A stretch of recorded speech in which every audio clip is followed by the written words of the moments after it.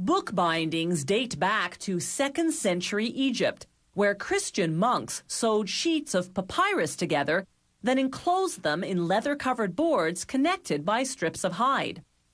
Monks in medieval Europe stitched together handwritten parchments, binding them between wooden boards often covered in leather, sometimes even embellished with gold leaf and gems.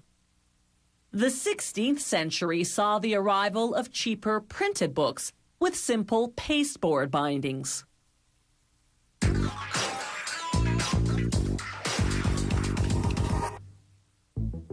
Today, commercial book binding is highly mechanized. The process starts with large sheets of paper, each containing several consecutive pages of the book. A worker positions a stack of each sheet into a machine appropriately called the guillotine. Its sharp blade drops down and chops off excess paper. After trimming, the stack moves into a machine called the folder, which folds each sheet into book size with the pages in the right order. As we see here in slow motion, the machine starts by perforating the fold line. Then the sheet moves along the conveyor belt until it hits a stopper to the far right. That stop position aligns the perforation between two rollers. Watch in slow motion how those rollers pull the page down, pressing a neat fold. This process repeats itself for each fold of the sheet. The result of all that folding is what's called a signature, a unit of pages in the correct order but still attached to each other. A book is made up of several signatures. Another machine now assembles them in the right sequence, along with the cover for binding. There are many different binding methods. This one is called wire stitching.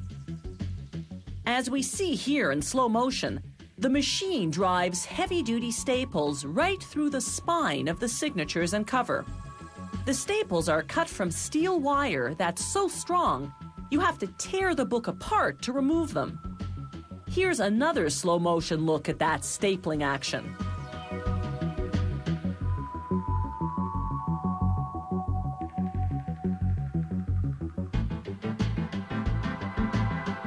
This is another binding method called perfect binding.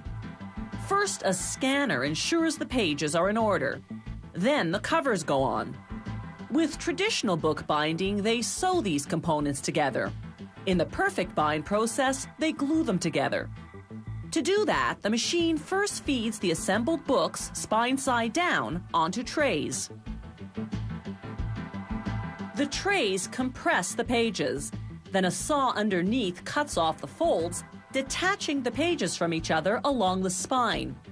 But that cut creates a smooth edge to which glue would have difficulty adhering, so a second saw notches the spine, creating a rough, glue-friendly surface. The notched spine now runs over rollers that coat it in hot glue.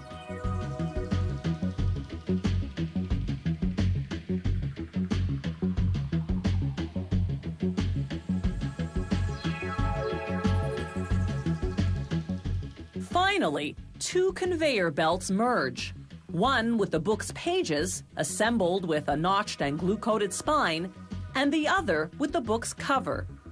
The machine presses the cover onto the spine.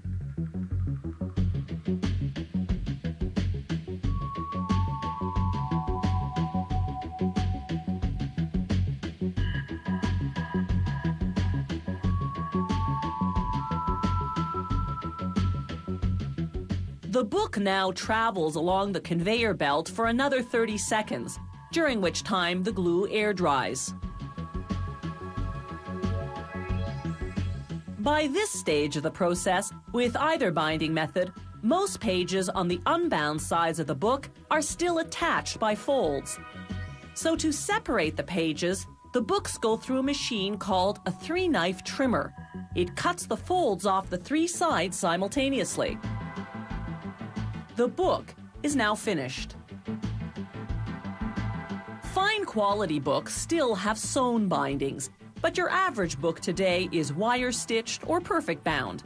Those newer methods are far less costly, yet still produce books that are sturdy and durable.